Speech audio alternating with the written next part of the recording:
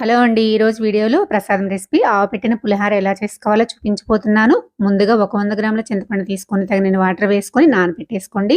ఒక గిన్నెలో వడిగిన పెట్టేసుకొని చింతపండు పులుసునంతా వేసేసి మధ్య మధ్యలో వాటర్ వేసుకుంటూ చింతపండు రసాన్ని తీసుకోండి. అందులోకి 1 teaspoon salt, 1 teaspoon oil వేసేసుకొని స్టవ్ పైన పెట్టేసుకొని కొంచెం చిక్కబడేంత వరకు ఉడికించుకొని 5-6 పచ్చిమిర్చిని ఇలా చీలికలుగా చేసుకొని వేసేసుకోండి. అందులోకి 1 టేబుల్ స్పూన్ బెల్లం వేసేసుకొని చిక్కబడేంత వరకు ఉడికించుకొని పక్కన పెట్టేసుకోండి.